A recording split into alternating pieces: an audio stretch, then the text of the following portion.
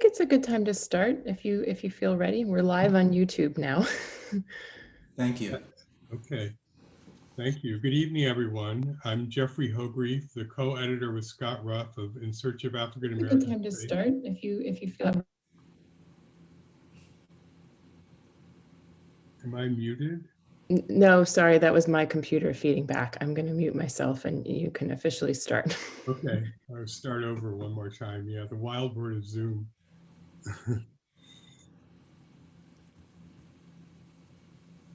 Good evening, everyone. I'm Jeffrey Hogrefe, the co-editor with Scott Ruff of In Search of African American Space, Redressing Racism. And I'm also a professor of humanities and media studies and founder of the architecture writing program at Pratt Institute. Before we begin, I'm going to make a land acknowledgement for the Lenape people who were forcibly removed from what is now Brooklyn and who have lost any US legal recourse to recover their land, compelling their descendants to reside in a placeless state of exile. Reparations for this genocide are impossible to calculate at this time, but the moment we take for a land acknowledgement is, I think, especially fitting tonight. In the case of Brooklyn, this meant that the land where the Lenape people had been forcibly removed from and cast out to the hinterland was colonized by settlers of enslaved people who were forcibly removed from Africa, resulting in, by my thinking, a layered red and black genocide that seems even more difficult to calculate. What are we to do with this memory? How are we to assume responsibility for the privilege that Pratt Institute affords us as students and faculty members to gather in a place that is haunted like this? As an Oglala Lakota Sundance person, I offer Matakie Oasin, a Lakota affirmation of the interconnectedness and mutual dependency of creation. We are all related. As a descendant of abolitionists and civil rights activists, I believe, like John Brown, that we are all bound to a horrible condition of slavery, which can only be ameliorated through radical collective action. In that spirit, I'd like to thank the many people who have contributed to the radical collective action that is In Search of African American Space, that Marisa Williamson and Scott Ruff and I are here tonight to celebrate with you. The talk today is hosted by the School of Architecture, Department of Humanities and Media Studies, and Graduate Program in Performance Studies at Pratt Institute. I'd like to especially thank Dean Harriet Harris, Dean Helio Takai, Suzanne Verderber, Meredith Tenher, Frederica Vanucci, Jennifer Miller, and a special thanks to Carrie Edwards, Ashley Simone, Barbara Miglete, and Lars Mueller for creating a book that is for us to celebrate tonight, that is as magnificent to hold as it is to read. The discussions, talks, and exchanges that led to this volume took place outside of the official course curriculum through labors of love that can lead to radical change. When Marisa, Scott, and I met on Sunday to go over the talk for tonight, we ended up talking for 2.5 hours in what was to be a 1-hour meeting. This type of exchange is not merely academic or intellectual respect, but the transformative power of love that makes it possible to continue to participate in a discourse in which one is the subject of a painful history. As Toni Morrison once wrote, something that is loved is never lost. Marisa, Scott, Ann Holder, Tom Donovan, and myself began to meet in the winter of 2016 to collectively address the central question of Saidiya Hartman's Scenes of Subjection, regarding politics without a proper locus and performances of opposition for redress of the pain body. In conjunction with architecture professor Frederick Bealey's design studio on the Underground Railroad, together with other participants, we introduced our research and practices in a symposium of the same title, which became the inspiration for the anthology. In fact, we hatched the idea during the dinner afterwards, as often happens.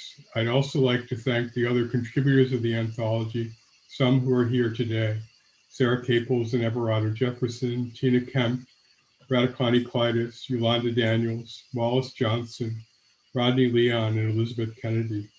Yolanda Daniels will return to this Zoom platform on February 23rd to present Embodied Silences, 3 meditations on maps, museums, and monuments, with Oluwato Bilbo, Toby Ajay as respondent.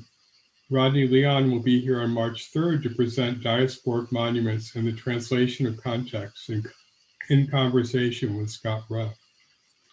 We'll begin today with an overview of the anthology, followed by a conversation between Marisa and Scott on the Monticello slave plantation as a site of spatial practice in performance and architecture that can enact a redress of racism. We elected to begin with this topic since it highlights the co-constitutive relationship of performance and architecture that is a central theme of the anthology, which compiles essays from contemporary architects, historians, and artists who excavate the personal and historic memory of the African diaspora to engage in space making as a way of undoing racism. Space is considered as a dynamic force in cultural formation, both in terms of architecture or design form and performance or everyday practices in real time, as well as how those elements come together and overlap, as we'll discuss tonight. Move to the next slide. Here we go. As you can see in these three slides, for the most part, American architecture has served to regulate, survey, punish, and exterminate the Black person, which is why the experience of space has remained outside the study and practice of the discipline until very recently. This is remarkable considering that, as you can see in these slides, slavery, a key material practice in the European colonization of the Western Hemisphere, was designed and carried out in the carceral spaces of the African slave ship, the slave plantation cabin, try and get to that slide, and the urban slum ghetto stoop. African Americans have fashioned other uses and meanings from these typologies by appropriating spaces of resistance through the work of making space out of no space, as James Baldwin characterizes the search for African American space. African American space, therefore, is a creative and aspirational interpretation of space. It is fleeting and formed by cultural dynamics that are reproduced in real time and subject to erasure as it's being made. It is articulated through speech that is performed. Its contours linger in memory or are marked negatively by fractured space. Paradoxically, the direct experience of slavery, of architecture, was significantly greater during the period when enslaved people designed and built the structures of slavery in the Americas, as you will see in the Monticello presentation. Recent architectural scholarship has privileged the role that Black people played in constructing these systems and in the later development of modern architecture. While acknowledging these important historical studies, In Search of African American Space, Redressing Racism instead focuses on the spaces of refuge and delight that have been appropriated in the afterlife of slavery, which Hartman characterizes as the still unfolding narrative of captivity, dispossession, and domination that engenders the Black subject in the Americas. Our research is based on the fairly recent discovery by scholarship that the passage from slavery to freedom does not begin in legal structures that convey partial citizenship. Rather, freedom develops through both historical and contemporary processes of self-making and by appropriating spaces of resistance in which to anticipate future liberty and self-possession. Despite near constant surveillance, enslaved persons gathered covertly to practice freedom in hush harbors at the fringes of slave plantations. This slide.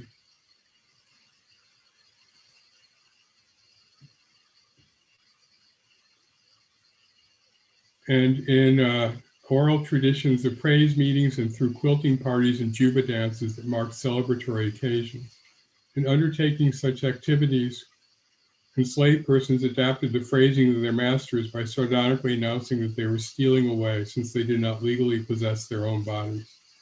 In Search of African American Space locates this character of resistance in events inscribed in the social body and embedded in forms of practice and works of history, architecture, and performance that are variously informed by Hartman's study.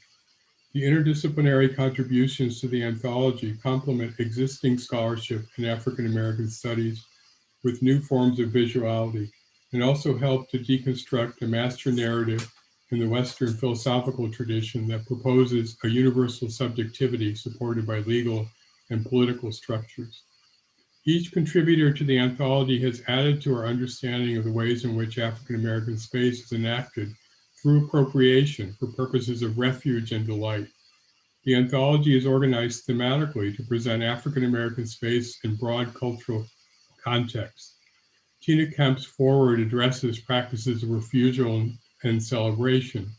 In part one, Politics Without a Proper Locus, historians Ann Holder and Radiclani Clytus contextualize the development of space and everyday practices that arose among enslaved and freed persons in the antebellum period. As you will hear soon, architect Scott Ruff presents an examination of the complex relationship between the plantation and museum in memorializing African American space. The second part, Materializing Memory, provides a glimpse of the practices of architects Rodney Leon, Elizabeth Kennedy, Sarah Caples, and Everardo Jefferson. For these architects, typologies of the African diaspora are significant in grappling with the complex task of memorialization. Architect and artist Yolanda Daniel introduces the final section, recording erasures, bridging the spatial practices of memorialization and artistic practice. Wallace Johnson and Marisa Williams engage social and political narratives, as you'll hear soon, in performances and installation. Tonight's presentation will situate the Monticello slave plantation, which you can see here in the slide from an aerial view, in search for African American space. In Poetics of Relation, Edward Glissant writes, "The plantation is one of the bellies of the world, not the only one among so many others, but it also has the advantage of being able to be studied with the utmost precision. Thus, the boundary, its structural weakness, becomes our advantage. And in the end, its seclusion has been conquered. The place was closed, but the world derived from it remains open." Both of our speakers tonight will open the closed world of the plantation for new insights. In his comparison of the museum and the plantation, Scott operated under the premise that a museum appropriates historical experience to give you an index, that a museum is an archive of some other experience. To take apart the typological elements of the National Museum of African American History and Culture. I'm just going to try to move this slide forward. There we go. Which you can see here, that are derived from Black vernacular architecture to reveal spaces for gathering. The NMAAHC is compared to the plantation to show the impossible project of a museum that would project the scale of slavery. Marisa engages in a Black feminist archaeology and performance to reveal what's hidden from sight through a literary fabulation of the life of Sally Hemmings. She says she is challenged by the ability to create a narrative that Monticello was a prison camp where people were worked to death when it is still used as a site of elegant weddings.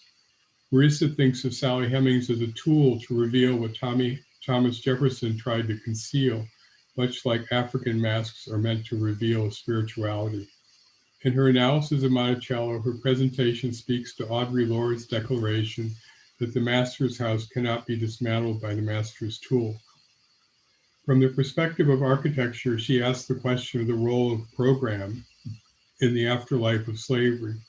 Code switching was always a part of the enslaved African life, especially one as fraught with complexity as Sally Hemings. I will now introduce both speakers following their talk, their both talks, and after their conversation, we'll have time for questions. Scott Ruff, the co-editor of In Search of African American Space, Redressing Racism, is an adjunct associate professor of architecture at Pratt Institute, and for this year, a visiting professor of architecture at Cornell University. In 2017, he was a Louis I. Kahn visiting professor of architecture at Yale University. He is the principal of Ruff Works Studio, a research and design studio specializing in culturally informed projects and community engagement. His work has been supported by grants from the Graham Foundation for Advanced Studies in the Fine Arts, the New York State Council on the Arts, and the Harlem School of the Arts. Scott has received awards for diversity, inclusion, and community outreach from the American Institute of Architects and the Association of Collegiate Schools of Architecture. His journal articles include Signifying an African-American Language and Spatial Wrapping, a speculation on men's hip-hop fashion, and Threshold, and the forthcoming Creative Practices in Afro-Surrealism with Jeffrey Hogrefe and the Rutledge Companion to the Architectural Pedagogies of the Global South. Marisa Williamson is a project-based artist who works in video, image making, installation, and performance. She has produced site-specific works at Thomas Jefferson's Monticello Slave Plantation, Storm King Art Center, the Metropolitan Museum of Art, University of Virginia, and by commission from the National Park Service. Her work has been featured in exhibitions in New York City, Philadelphia, Chicago, Los Angeles, and Rome. She is an assistant professor of art at the University of Hartford. Help me welcome Scott and Marisa. Okay, so I'm going to stop sharing my screen so Scott can start.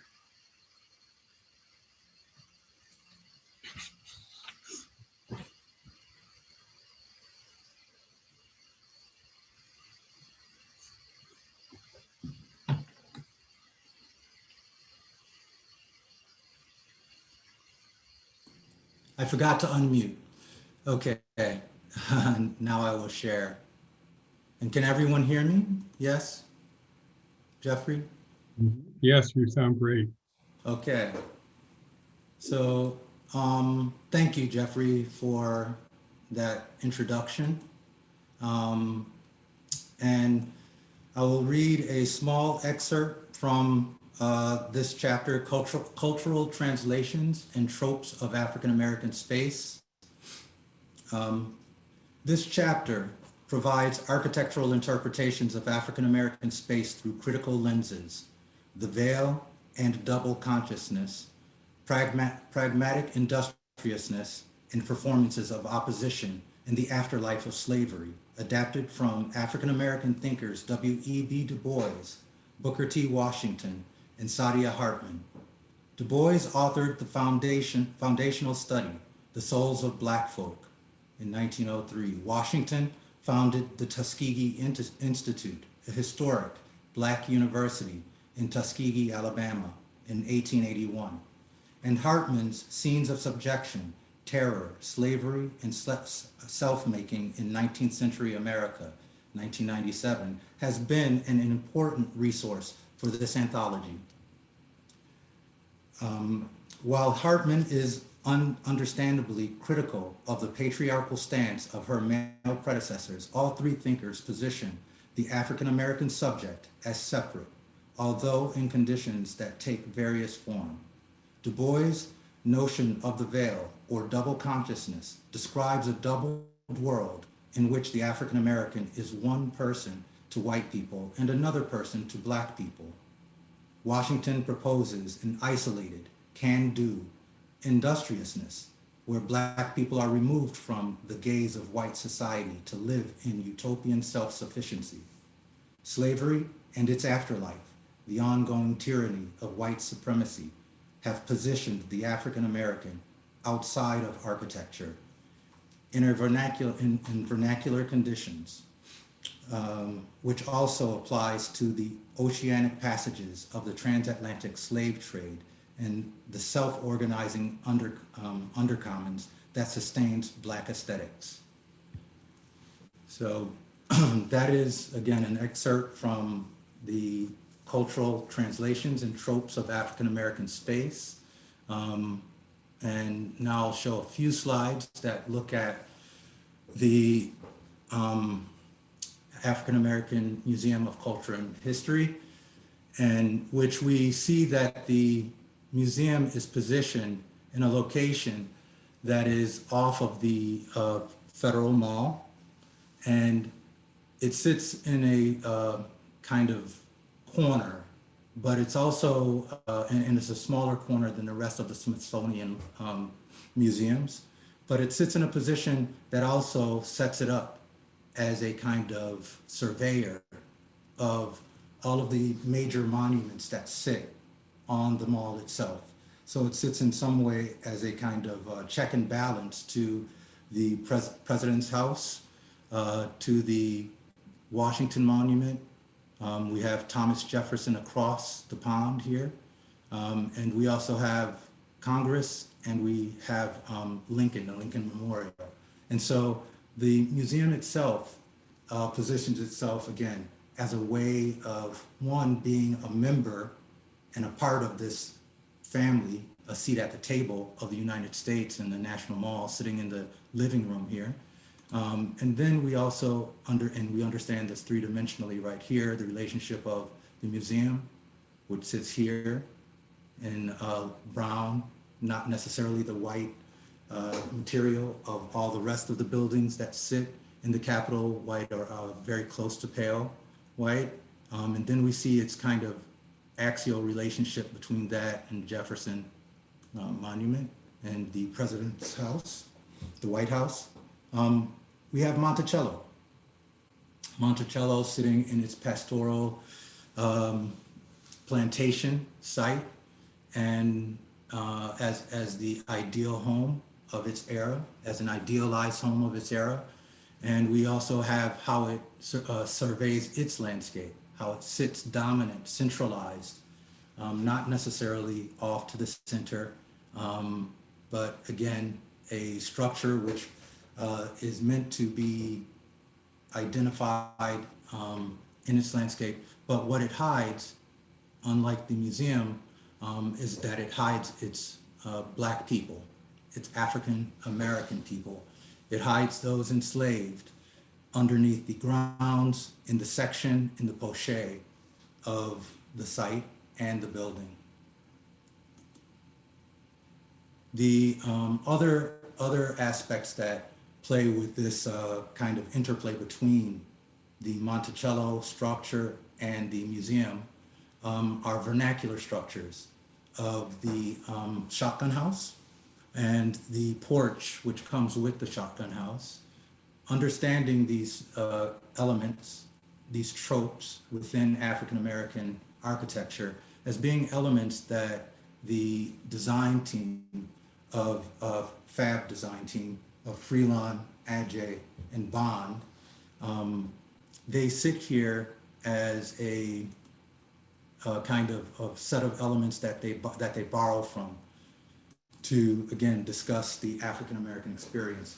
This is an image of Sally Mae Hemmings' newly rediscovered space in Monticello. So in contrast to the kind of open space that is discussed and used inside of the museum, we start to see that, again, a servant, and a very important servant to Thomas Jefferson at Monticello, has to live in the basement of the structure. And again, where we have in the National Museum, the people are celebrated high in the air, in the space. They are veiled. They are protected while yet being able to see, so able to survey. They have clearings, so the public is celebrated, and spaces of refuge, spaces to collect and find themselves within the structure, as opposed to spaces that were meant to contain them. These spaces are now used inside the museum as spaces for people to gather and to converse. The porch, the large porch that sits as the entrance to the museum, again, borrowed from vernacular architecture, now becomes a stage, becomes a living room, as well as an entrance, a portal, and a threshold. And so these are some examples of tropes that were used inside the structure, and also a very important trope, which is not necessarily easily seen, is this kind of contrast between the plantation construct that was meant to kind of imprison and to hold the African American in bondage, sits as a contrast to this structure of the museum, which is meant to celebrate the kind of African American experience and to bring light to that experience. Thank you. I'm trying to share. And Marisa.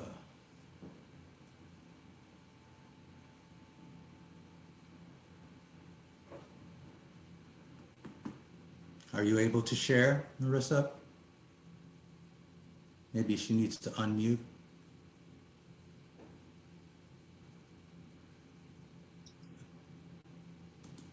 We have to unmute you, Marisa. Okay, awesome. Can you hear me? Yes. Okay, and you can see. Yes. Awesome. Yeah, I'm so thrilled to be here. I want to thank fellow panelists, and I wanted to thank Carrie Eastman, who I think I saw is here, who helped edit this particular part of the book and called me one day on the phone. I was kind of surprised. I think I'd forgotten I was going to be in a book, and our conversations out of this project together reminded me how important conversation is to my work, and how this anthology is really a gathering of conversations that are happening across walls and throughout and against disciplinary boundaries. And one of the beauties of this book, and what I realized in conversations with people, Jeffrey and Scott and Carrie, was that the beauty of this book and the beauty of the work contained in it is really about ways that we can break down some of those walls, some of those barriers to knowledge and communication that I think are what limit African-American space, and also are the kind of force against which it works and has worked for the last 200 years. And so I wanted to just highlight a few of the themes in my section of the book. And it has also been really wonderful to look back.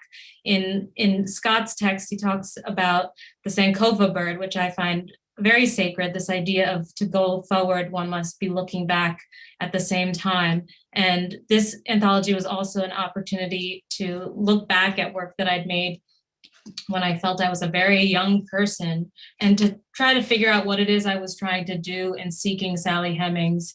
And that quest gave me a lot of insight into what I've actually gained and what I've discovered and what I've found in trying to track down this woman, and in many ways figure out how to share space with her, how to live in a world that she also lived in, and that continues to be a kind of colonial space.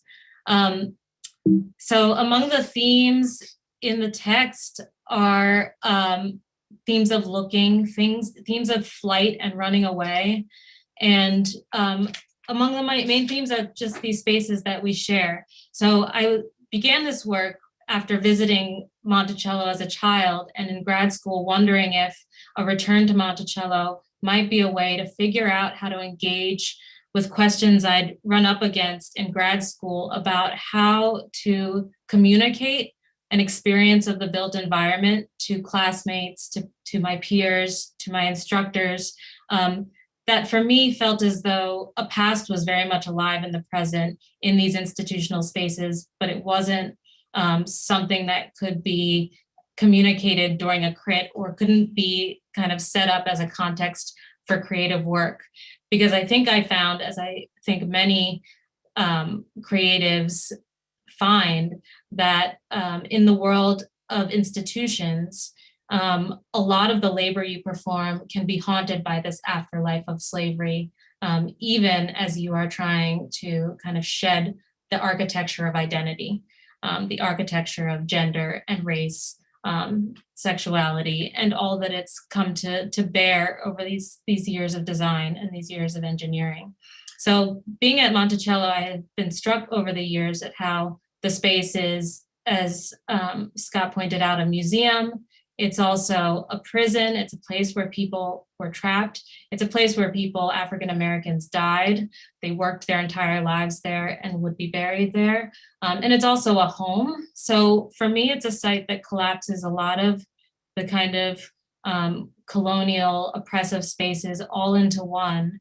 And when you wander around that space, you see African American experience pressed back into the architecture. You see it kind of buried in what has been neglected, in what has been willfully covered over, painted over, paved over.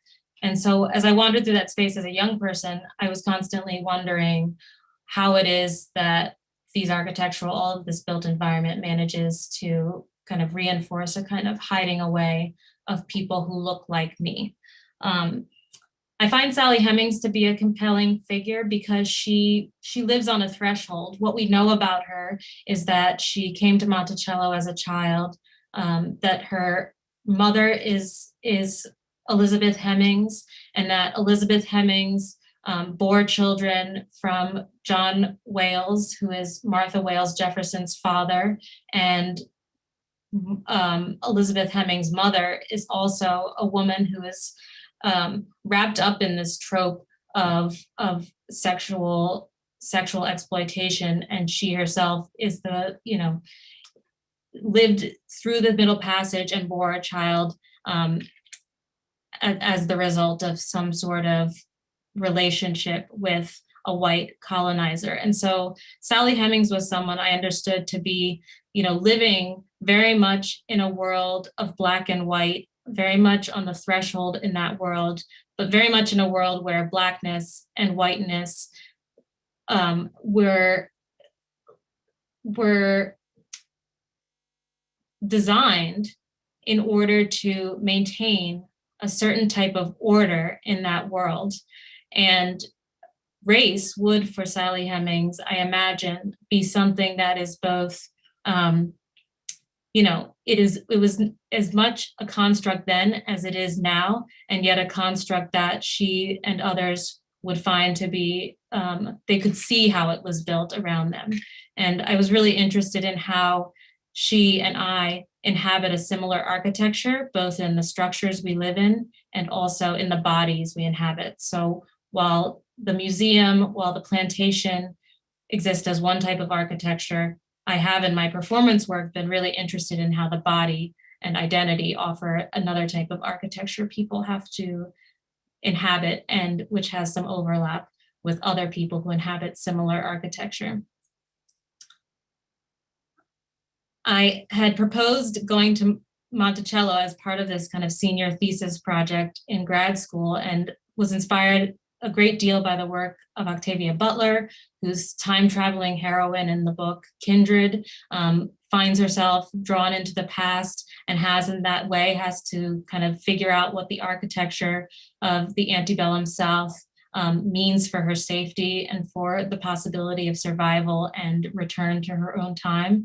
And I was interested in how I might go to Monticello and haunt it, and to serve, as Jeffrey pointed out, as a kind of tool to reveal what goes hidden at Monticello, the fact that it's a prison, the fact that it was a place where Sally Hemmings lived, and where perhaps she and other enslaved persons died and may still kind of dwell unrecognized by the people who inhabit that space.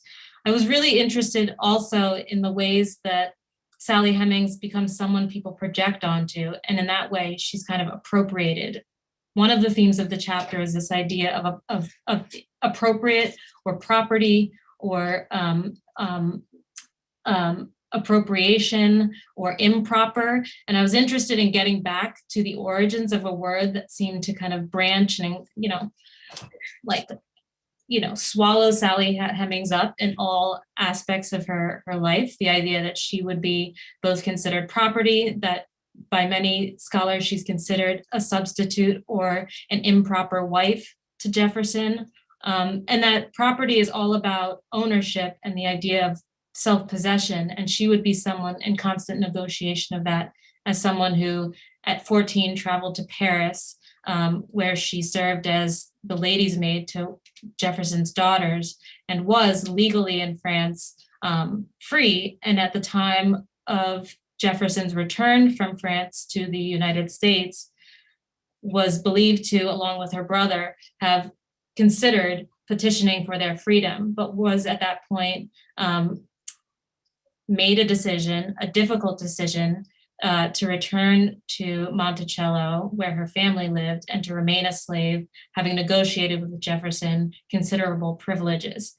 So not only within the architecture of race, but within the architecture of the plantation and the power dynamics there, Sally Hemmings would have been someone, again, on a threshold, someone whose proximity to whiteness would have offered her access to certain types of space, certain types of safety, certain types of provisional freedoms. And it seemed in that way that she occupied, again, a kind of timeless space, a space where we might overlap in some way. And had she been in my time and I in hers, been able to have some sort of conversation about what the limits and what the expansiveness of freedom might be. And so I was interested in what kind of conversation could happen through time and what kinds of communion could happen through time, not only between two women like myself and Sally Hemmings, but other women in similar conditions of, compromised freedom. Another theme that's just been of interest to me recently is, again, this idea of the blues and sorrow and ways of negotiating what is sad and difficult. And I think a lot of the work, and in talking with Carrie and talking with Scott very recently, I think a lot of what we miss in our hyper-disciplinary, practices is an ability to talk about the affective or the emotional or the non-objective in our work. And in many ways, why I was drawn to Sally Hemmings was that I wanted to figure out a way to kind of self-explore and self-analyze and maybe try to exorcise some of what I felt was an inherited sense of otherness, and try to figure out and get to the root of how Sally Hemmings architecture still permeates the world and informs the program, the architectural program that I operate in today. In what ways am I consciously or unconsciously reperforming, reenacting, reinforcing the same type of architecture she lived in?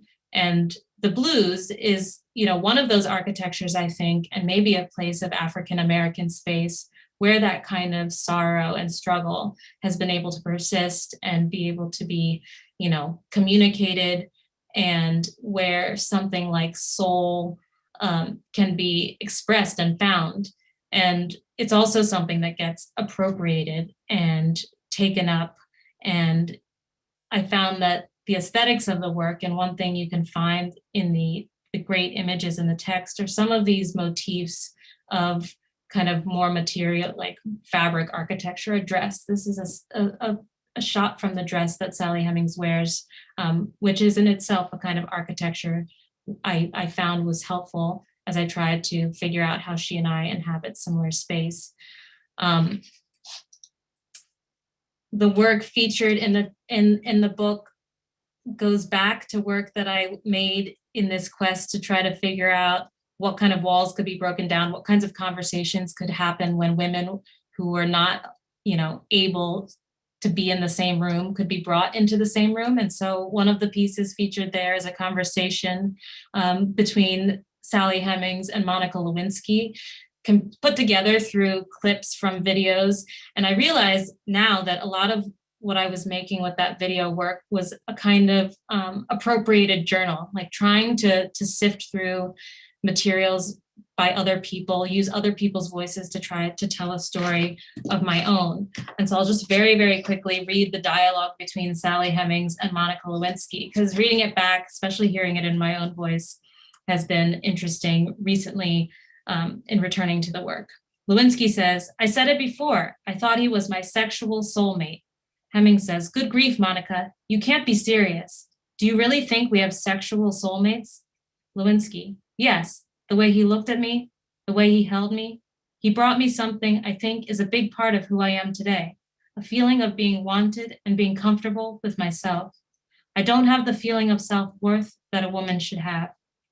Hemmings, "Oh my gosh, why not? You're like such a babe. You're like wearing lipstick in a hot tub and not even sweating." Lewinsky, "I think the combination of issues with my weight and having experiences that were problematic made me comfortable being a piece of trash. I was sort of made into the other. Hemmings, I relate to your feelings of otherness and objectification. Of course, my feelings are formed by intersectionality and double consciousness. I want to be free, but also loved. I want comfort, but also power. I want to be known, but not exposed. Can I have both? Can I have it all? Can any of us have it all? Lewinsky, some days I think yes, and some days I think no.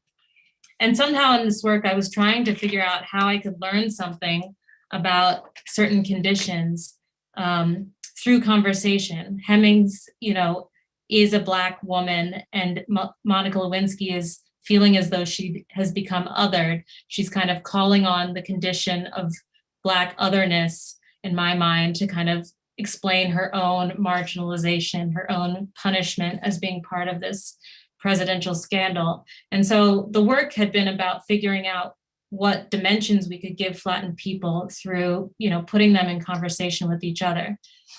That work expanded to involve conversations with choruses of women. This was a talk show that's featured in the book, some of which the dialogue is in there.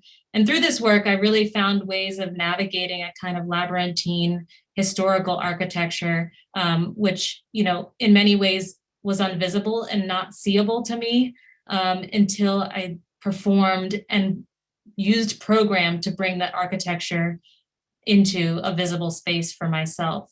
And in conclusion, I just found that writing and putting things into a kind of big journal, a big book, is a way for, those of us who produce ephemeral practices, which I think is what Sally Hemmings has also produced, an ephemeral practice, an ephemeral text. It allows African-American space to be documented where it had, very much been the stuff of discourse and been the stuff of speech and auto anthology and kind of what happens between people rather than on the pages of a book. So I think it's a really wonderful way to shed light on, while also recognizing the kind of mystery of African-American space. This book is something I'm really grateful for. So I'll just leave it there.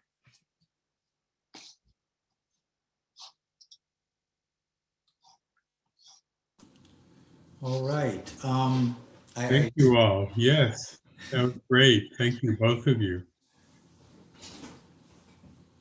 Yes, I'm not sure if we'll start with maybe a prompt from you, Jeffrey, but before we even get into that, again, I really love the discussion that you bring to the table with the Sally Hemmings persona, right? And how she is not only Sally Hemmings, but she is all African-American enslaved, personified in many ways as well, and how she presents this kind of dual life that she had to kind of play, and that she's able to bring your character, Sally Hemmings, the character, is able to bring, again, this kind of mythos that we might have about her to bear upon a reality, and to have that kind of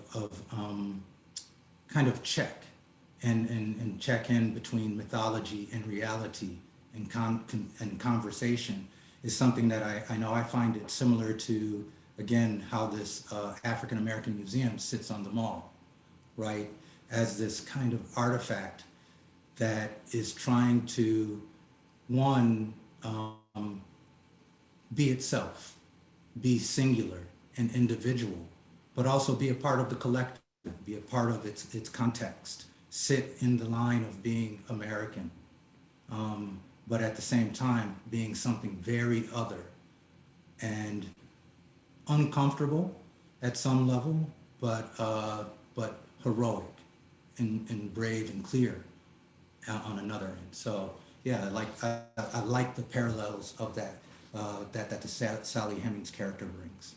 Yeah, I was really struck by I hadn't seen it before, but the photo you showed of kind of looking down the mall and seeing the museum kind of tucked into the corner, if you squinted or sketched, that scene would really be a kind of, everything's holding the same footprint as, slave quarters set off to the side and a kind of phallic something or other hanging out in the distance, which honestly, if you go to Monticello, another striking space there is the Jefferson family plot, which Jefferson is marked there by an obelisk, these things stolen from Africa that then become, notable here in the US as, representing, just the dick in the sky. And yeah, just something about how the mall is laid out, I think really does speak to that grand scale at which, the plantation has gotten scaled up. And in so doing, the vernacular architecture of Black people can't be ignored. It's still floating over there off to the side. Yes, it's interesting that you mentioned the obelisk because as you said, it's an appropriated African piece of architecture, and it is literally the phallus of Osiris. Yeah, it's a cool story. People should. Yes, and so Osiris was chopped into 14 pieces, and his phallus again was never found, right? Was never found, and the obelisk is meant to be a center of power for an empire, and thus it is the thing which was stolen from Egypt that is placed in every empire since that considers itself to be an empire. So Rome, France, Germany. We see obelisks appear all over Europe, and of course the United States would find that to be its prime element. Not unconscious stuff. Not unconscious stuff. I also the story is that, was it Isis, his wife, was looking for the pieces of him, couldn't find the phallus, and manufactured one to self-impregnate and produce the next line of this royal dynasty. So I find it also a pretty magical object in that it's been appropriated and kind of stripped of this interesting femme-centered story of immaculate conception through one's own handiwork. I think it's so interesting that it's been appropriated and lost for as far as I can tell in the public eye, this kind of woman-centered power move. I mean, it's like a mythical object. It's amazing. Yes, it's another aspect of the museum that is covered in the essay, that the structure of the museum, in section, the lower level, which holds the narrative of enslavement, the Middle Passage and enslavement, is a womb. Yeah. It's analogous to a womb, and again, the structure looks to the obelisk, and so there's a relationship and a connection, and again, a designed, intentional connection of the structure that makes it, this conversation that we're having, that there's this ancient relationship between Isis and Osiris, and this is a conversation that's not necessarily present as the kind of discourse that people talk about on the mall, but it's definitely part of the kind of narrative that is being constructed. That one of the reasons I know the analysis of the structure through this framework and this lens of African American tropes, African American narratives, became such an important and cathartic kind of exercise for me, to not enter into the anthology as a designer, to enter in as a person who speculates and thinks and expounds upon why the architecture does the things it does. Yeah. But yes, and another interesting aspect of the Sally Hemmings, blue with the ornate pattern, and indigo, the color blue, especially in the 18th century. This is, again, an African plant. This is an African color, and that the United States appropriated and actually built. This nation was built on the shipment of, one of its major is the shipment of indigo. And so to use indigo and to use the pattern similar to the kind of corona pattern, I found that to be fascinating and beautiful in the, again, choice of costume and garb for the Sally Hemmings. Yeah, I think something I'm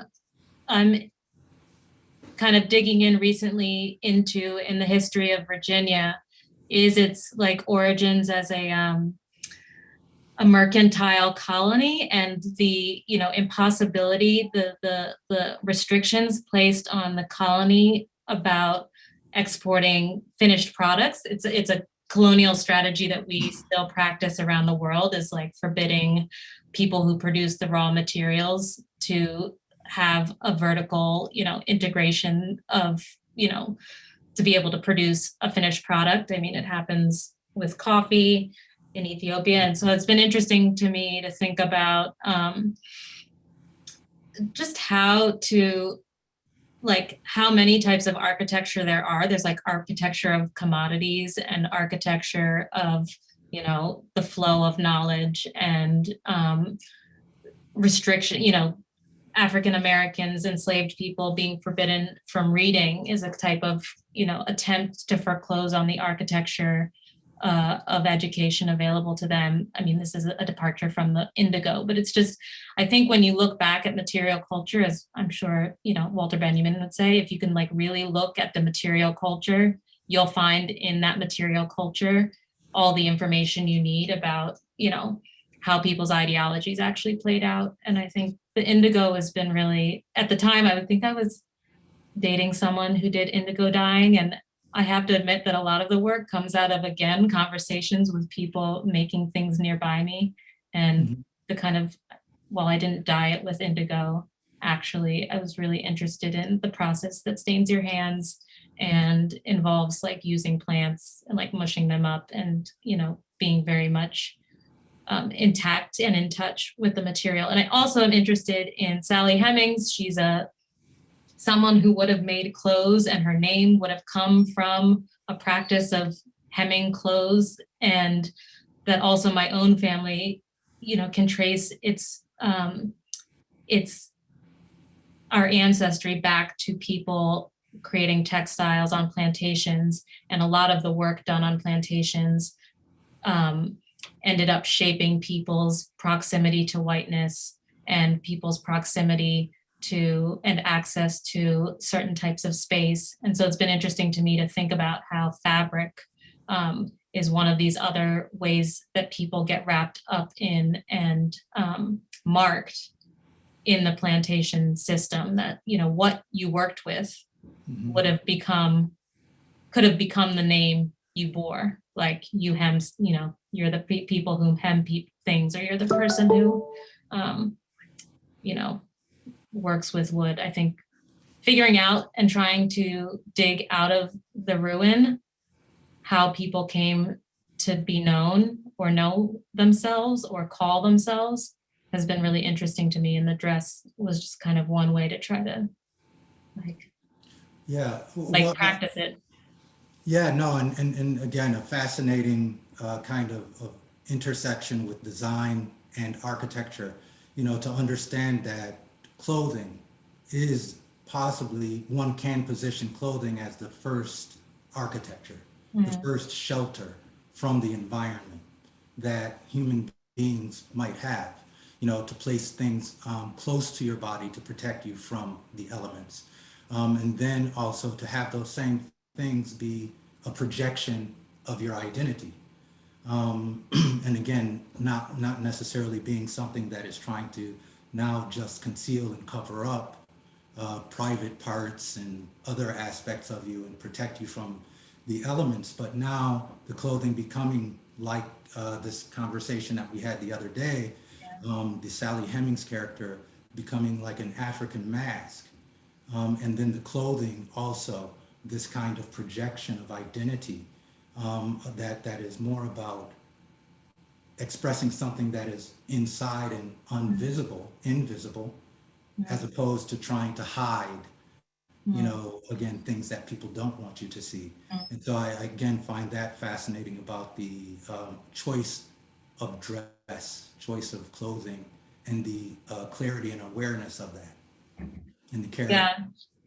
Yeah, there are elements. I mean, someone's mentioned in relation to my work, these ideas of like drag, which people are performing in all sorts of ways. And I'm super interested in like all the ways people are not only code switching, but performing drag, but there are these, you know, there's kind of historical drag, which then you can get back to things like being in the wake, or like what it means to physically be like stuck with or trying to pass as, and trying to get both, you know, be burdened with various types of uniform, and what all the sorts of play and performance that's come out of people, you know, trying to access other types of subjectivity. It's been an interesting, I mean, that's something that conversations about the work have allowed me to learn about my own contemporary lived experience. Is just like what, you know, performing as an enslaved woman has helped me understand how much freer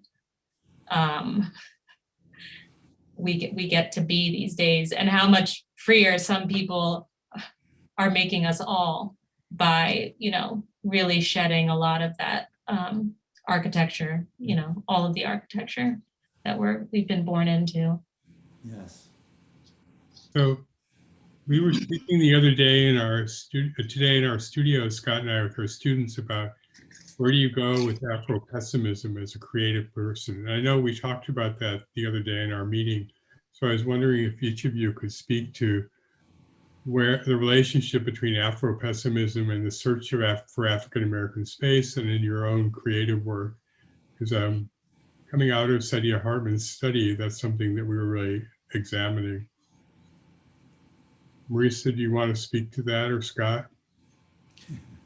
Well, we talked about Afro-pessimism. We were trying to figure out whether we believed, we got into a deep discussion about whether African-American space is always in, you know, is always in reaction to whiteness, whether it's something that, you know, emerges out of the belly of the slave ship and starts there, or whether it's something that happens, you know, inside or among people. And we had a really and then I guess this idea of pessimism, like, do we think it's something that can be, you know, reclaimed? Can more of it come into existence through the work that we do?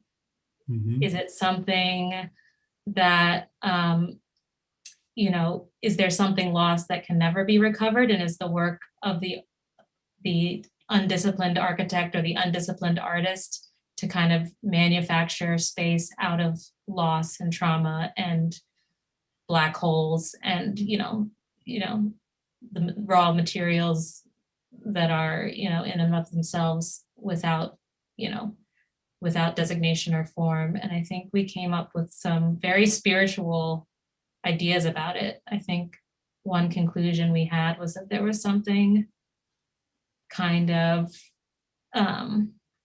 transcendental and immaterial about African-American space. Yeah, I think if I pick up on some of that, it's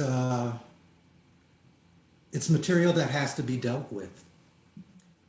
You know, it's something that it was an experience that happened to an entire people that reverberates to this day, and to ignore it is to try and erase yet another layer of history, right? Another layer. And so to inflict the same trauma upon yourself again and again and again. And so to claim this kind of history in this space by figuring out what's useful in it and what needs to be discarded. Again, and that's something that's personal, culturally personal, right? It's not something that external forces can or should be kind of a party to. And so how do you do that within the culture?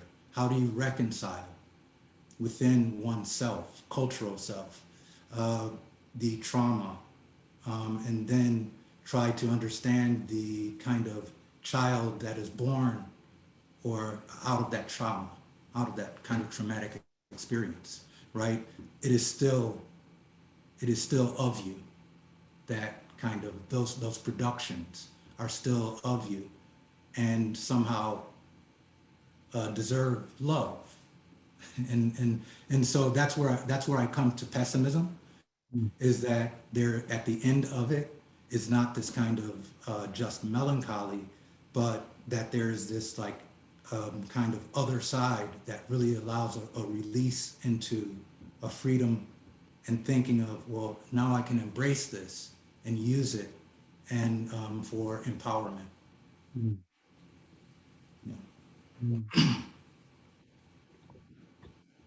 With regard to, just to speak a little more about that, with regard to the question of empathy and love in Sally Hemmings, her love of her family and her children, Marisa, could you speak to that a little bit? I mean, I really appreciate your literary fabulation and the way you extend Sally Hemmings' life into contemporary, trans-historical setting with Monica Lewinsky and various other characters. And so I think it is a kind of seeking of some kind of idea of empathy and love in her through that conversation. Yeah, I was thinking about, maybe it got like really fixated the other night back on this question of the blues and maybe the blues is kind of at the heart of this idea of what Afro-pessimism has become. But I think of a lot of the blues as about love and longing. And for Sally Hemmings, she is someone I feel like suffers from the blues. And that's been something I've wanted to convey in the work. When I usually tell people about the work, sometimes I get a immediate confrontation, a demand to explain how there must have been love. How could someone mother these children and not feel that the partner, I don't know what people are saying.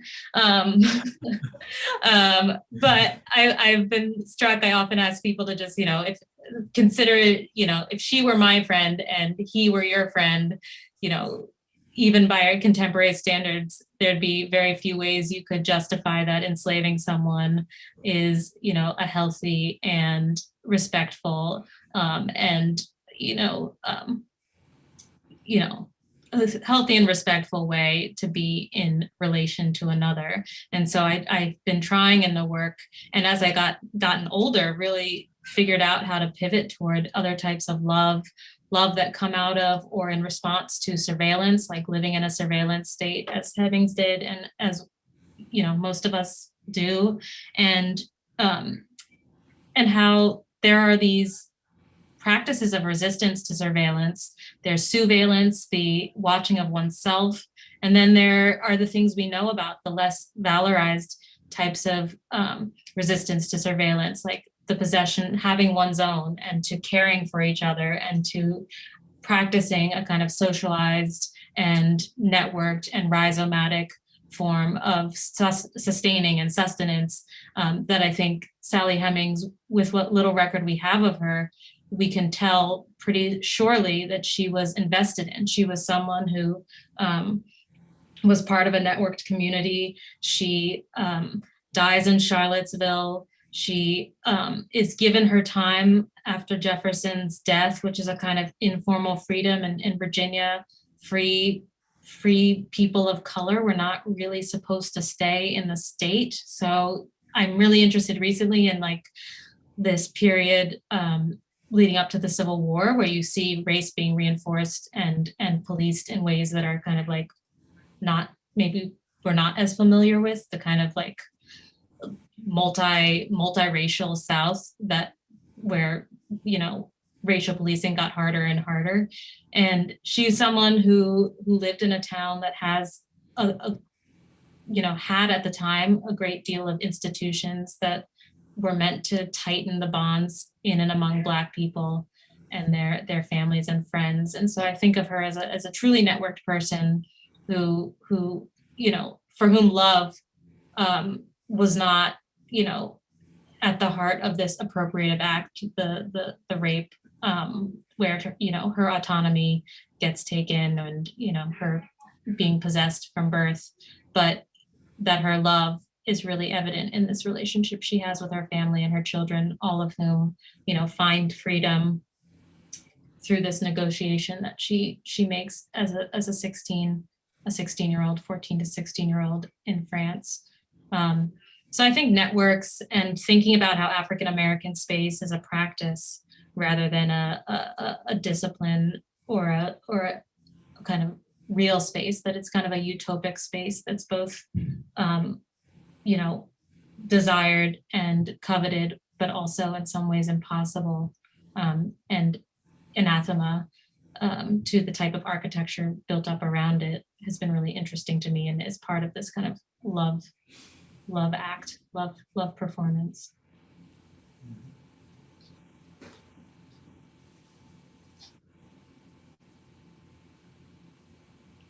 And of that, how do we know about Sally Hemmings?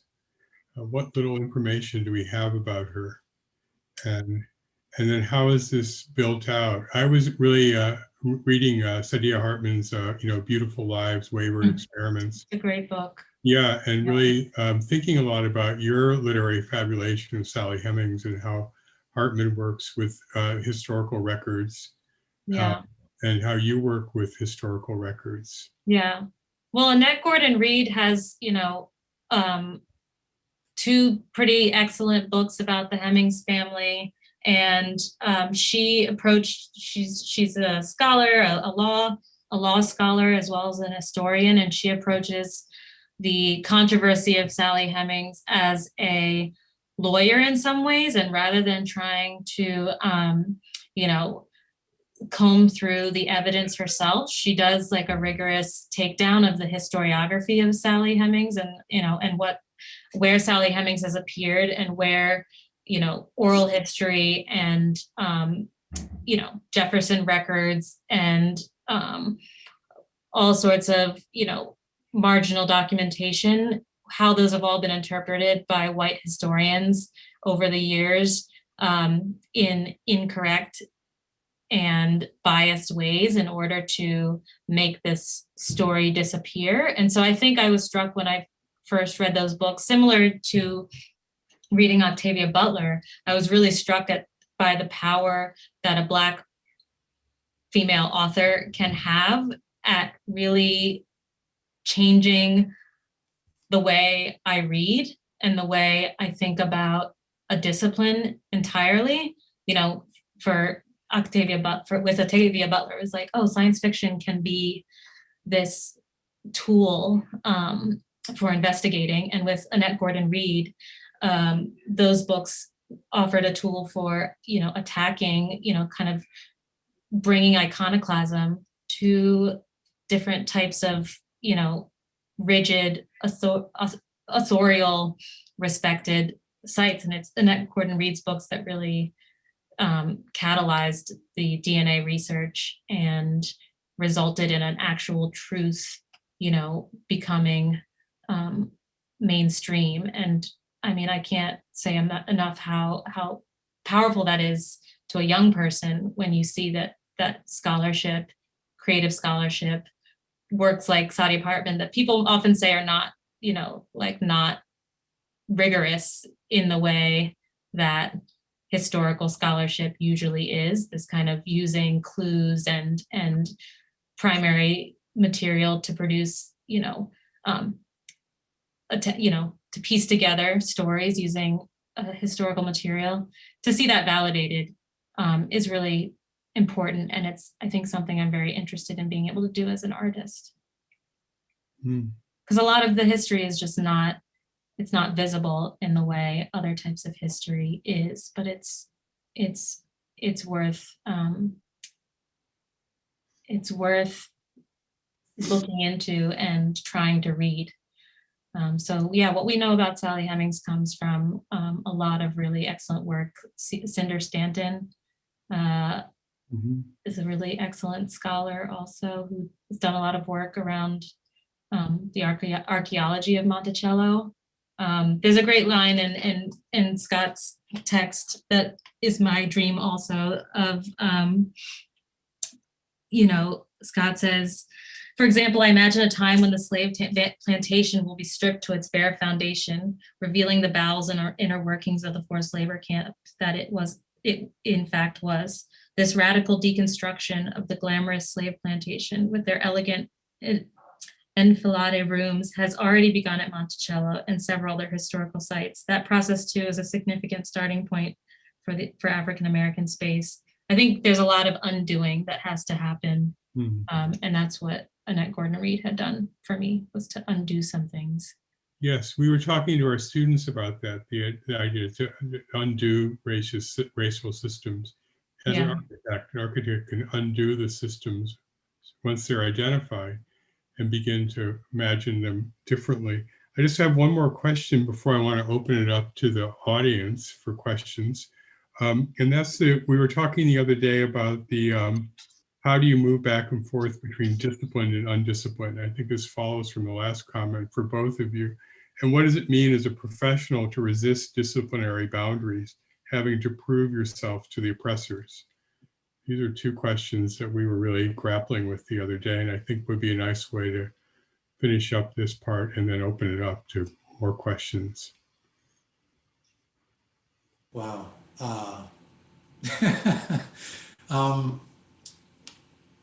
Can you please ask that one more time?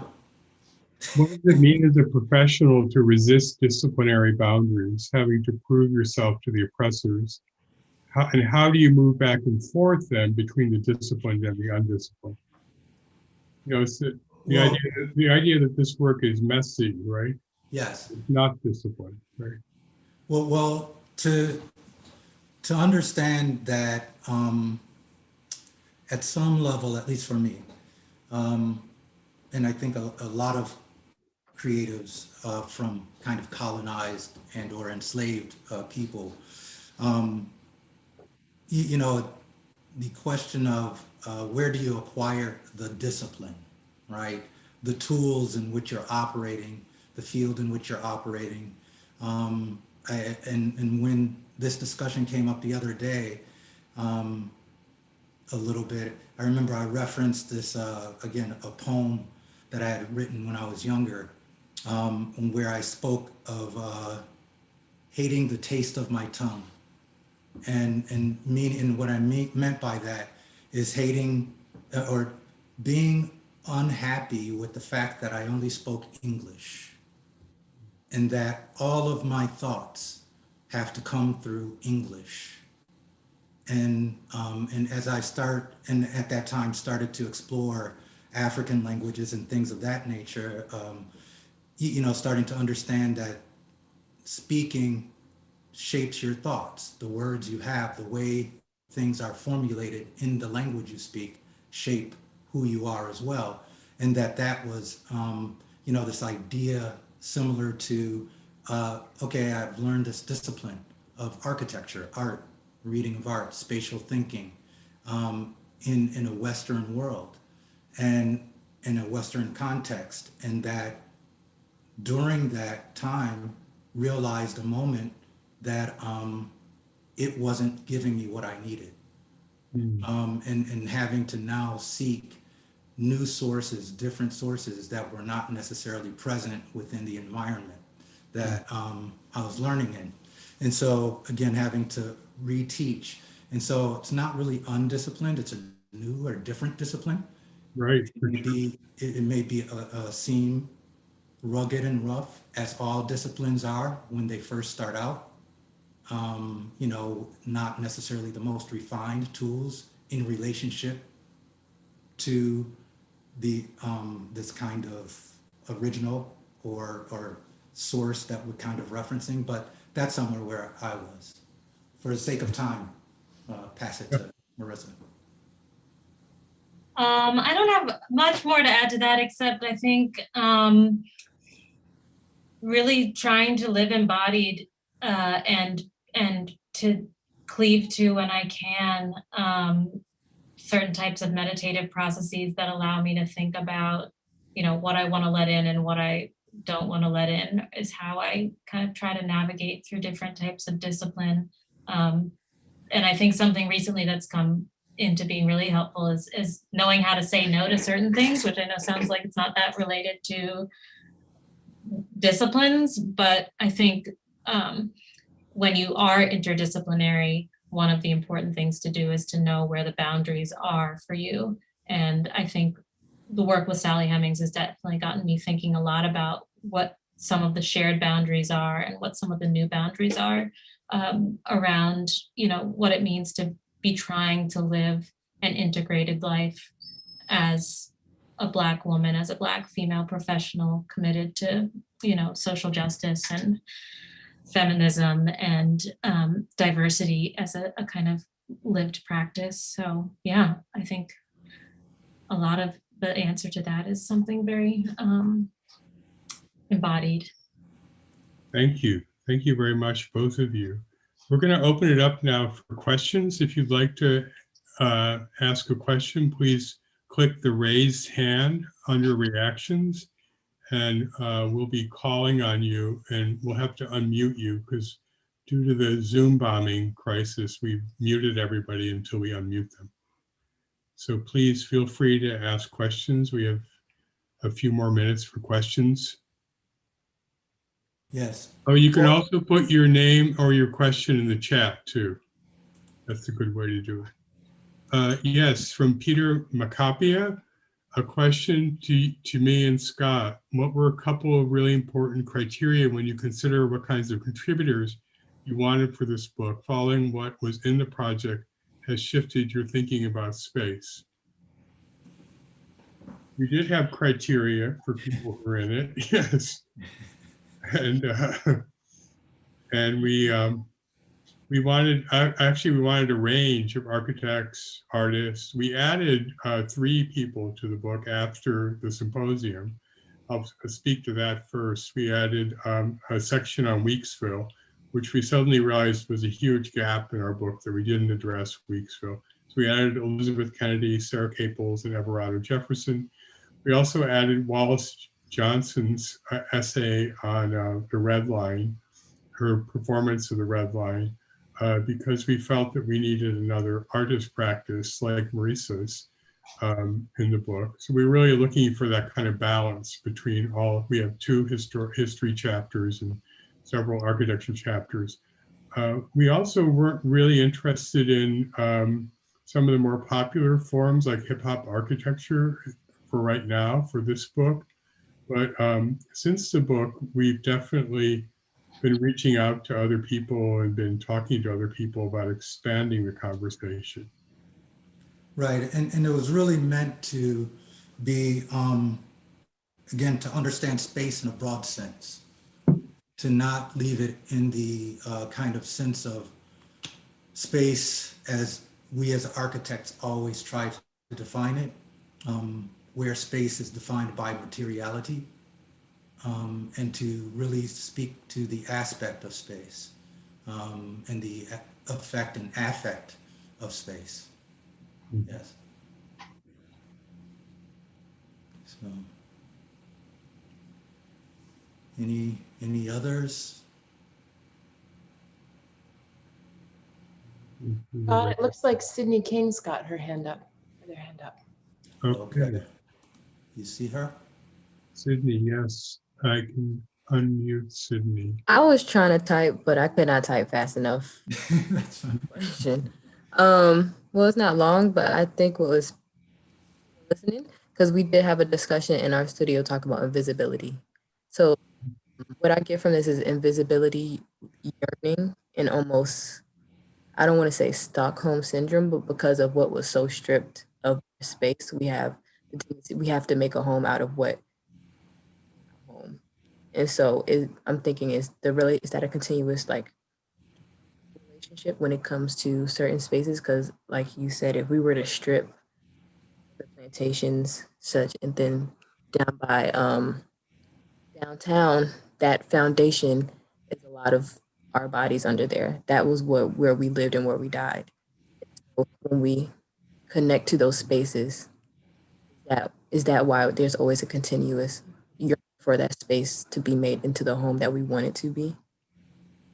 I'm gonna say I've been to the Monticello, I've been to a few plantations, and stepping on that, something's not right, but you want to know more about it because it feels like home. Because it's so familiar within the DNA of where we lived and died. So to be able to appropriate that space back, is that where that's why even as an impressionable age as 14 and 16, why she decided to even stay. Even though you were free, that's still your home, your home that you're so attached to. Whether it was forced, whether you don't love it, that's still the place where you kind of originated from after being stripped of everything you had. So you're visible in that way, but you're also invisible because you don't have that history to find it. Yeah, So something you said really struck me about the not wanting to stay or go. That was something I meant to say about the blues, is that a lot of the blues is about like, should I stay or should I go?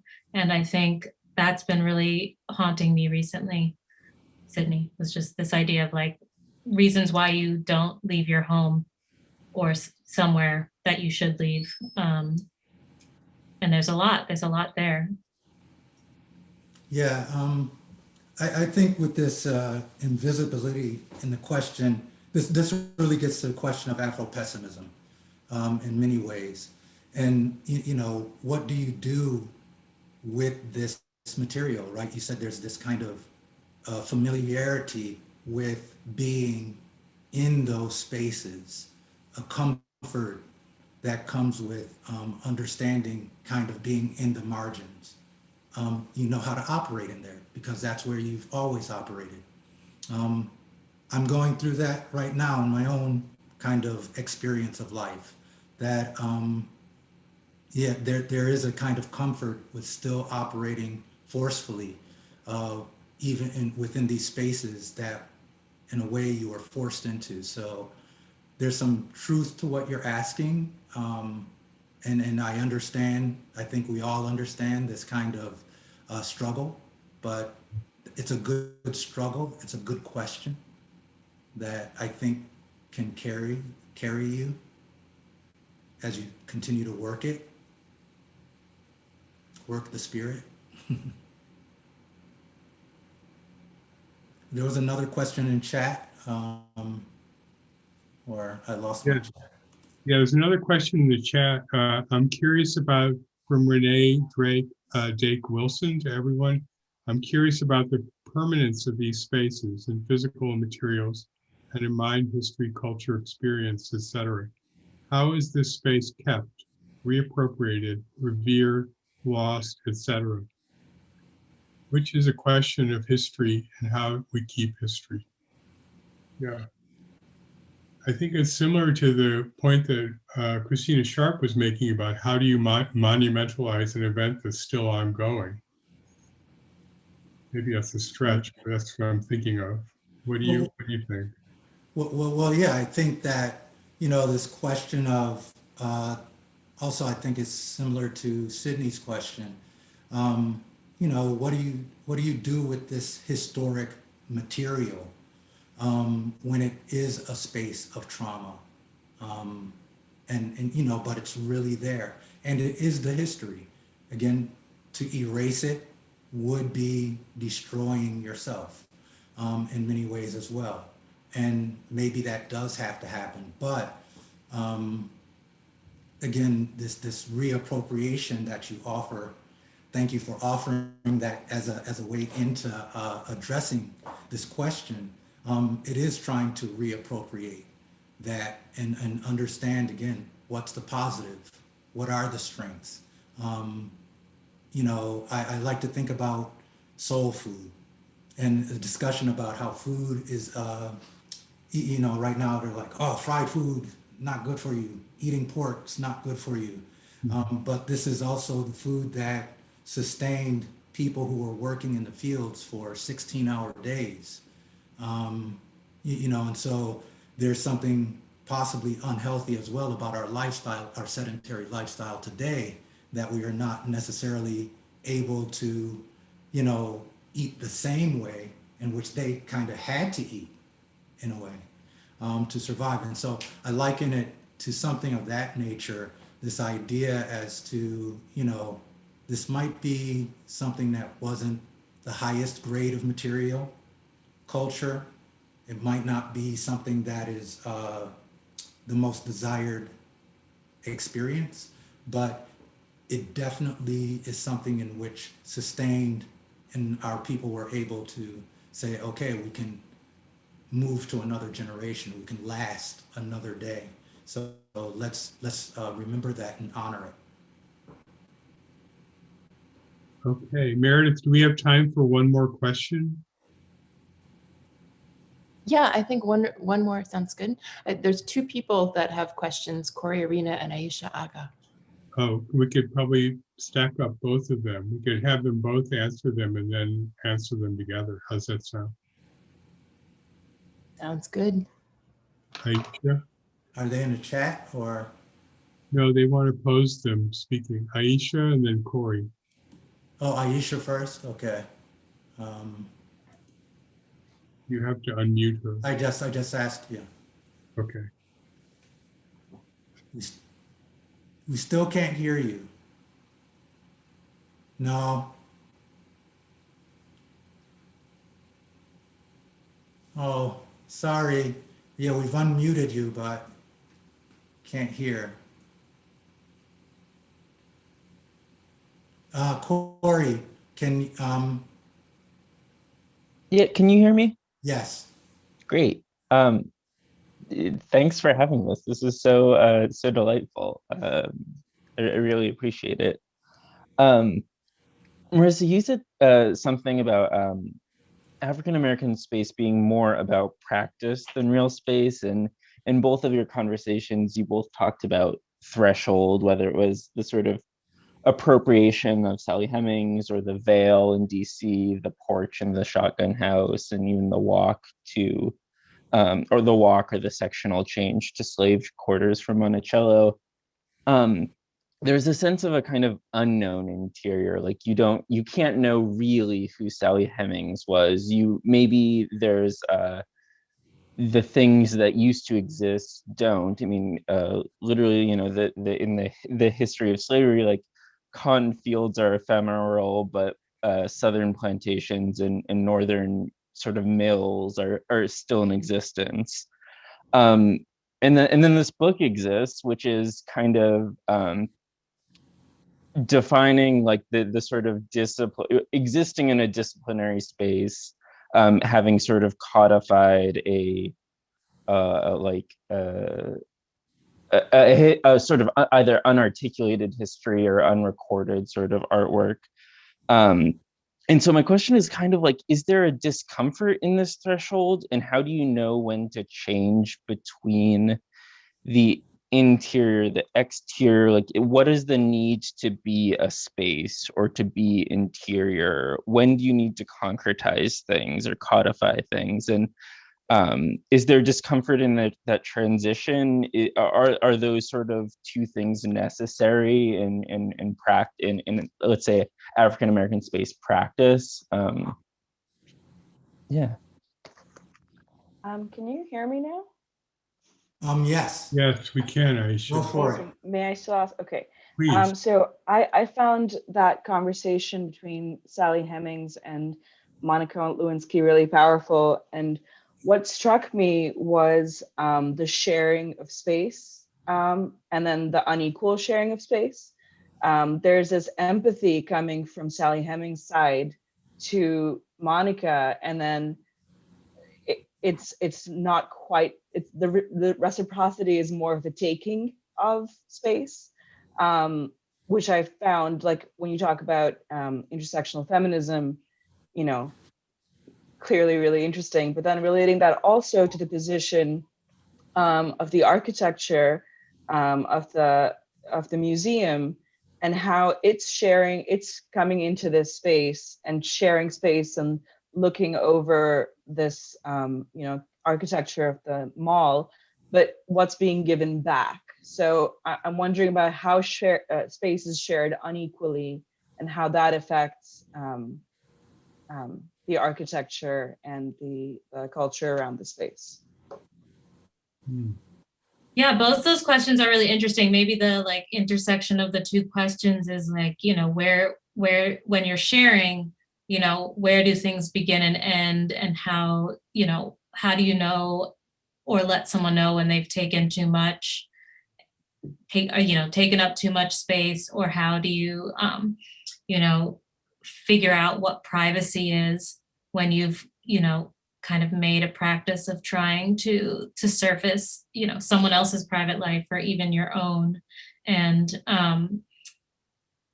yeah, good questions. I really appreciate them, and I love hearing thoughts on that Monica Lewinsky piece, because I think I was trying to kind of journal through, using an appropriated voice, some of these very questions about white feminism, and certain attention, and the type of attention, the type of interviews that Monica Lewinsky got to have, and ways that she's had to reconcile her openness and a lack of boundaries, ultimately, how she's had to reconcile that in the world of the media, which I think is maybe something that floats around the fringes of my work, is how media itself offers an architecture for trying to solve some of these, or ask some of these questions around, if the space is discursive, if African American space is discursive, which discourses are you letting people in on, and which ones are you actually keeping for yourself? Which conversations are conspiratorial and kept private, and which ones do you publish? And that's one element of coding, of programming, is that it was all of the origin of the word programming comes from writing publicly. This idea of like I don't know, whatever the Greek is. And so I think there's something about African American space and comes up in media all the time these days about like what's for interior communal consumption and what should be for the public. And I think all of that comes out of plantation architecture, and also maybe something even previous to that, kind of boundaries of discourse. But yeah, great questions. I appreciate them. Yes, I do too. And tough that they come at the end where we're pressed for time, but I'll try to be quick on this. That threshold of creativity and again sharing, and that Marisa was just referencing. Even this talk, one where we're having this kind of discussion about, the narratives and the kind of aspirations and mythologies of a people, that doesn't necessarily happen very often, or these are the conversations we have with ourselves, right? And you put the work out in the public, and you're like, as an artist, I let them read it.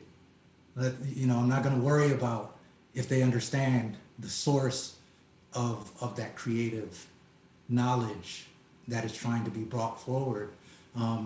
But I think part of this anthology has been, that we are at a moment in time where, as a people, we need to have these discourses a little bit more publicly amongst ourselves, in larger groups of ourselves, and possibly again with the world. African American, African diasporic culture is part of the global culture that gets mixed and appropriated and reused, and there's a good and there's a bad to it. But there would be an interesting component to it if there is at least a cultural kind of not, well, I'm going to say yes, cultural people who have cultural knowledge and maybe kind of gatekeeper, or at least a kind of filter that can kind of slow the kind of level or understand and question how things are appropriated and disseminated, and say like, no, there is some sacredness to the work and what is told and what is not told and what is shared and not shared. I think that's to the heart of some of or both of your questions. I don't know, but trying. They're hard questions in a good way.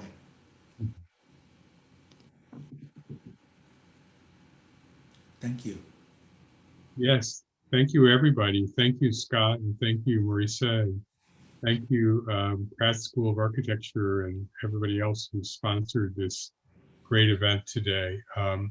We'll be having 2 other events on February 23rd and March 4th to look for coming up, and we'll be announcing it in the same way we announced this event with more information. February 23rd is Yolanda Daniels, and then following that is Rodney Leon on March 4th. And back to Peter's question, just to conclude, one of the criteria we had for the contributors was a personal investment in this. And all of the architects who are here speak to their work from a personal perspective.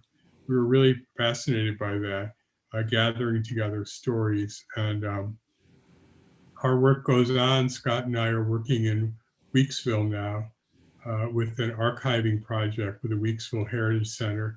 And we're also teaching a studio in Central Brooklyn, Pratt Studio, that focuses on developing counter-gentrification practices in Central Brooklyn. So it is involved in a ongoing and extended storytelling journey for us. Thank you. All right. Thank you. Thank you. Thank you. Thank you, everyone. Yeah, thank you. Marisa, and Scott, do you have any concluding remarks? No, just thanking people in the chats. I'm a big chat person. I'm always up in the chat. So thank you, everyone. And it's nice to connect with so many people. Yes, thank you, friends and loved ones. My wife is here. She doesn't get to see me or hear me speak very often. So Denise, yes. That is great. Yeah, it's great to see so many people here. We're very excited about this. Strange on Zoom. I wish we could all have a drink now. Oh, I will. I have to drive home to New Jersey, so I'm going to hit the road, but it was great to connect with you all. Yeah, thank you, Marisa. That was terrific, both of you. Yes. Really great. And Wallace, I don't know if you left already. All right. And Jack. Well, yes.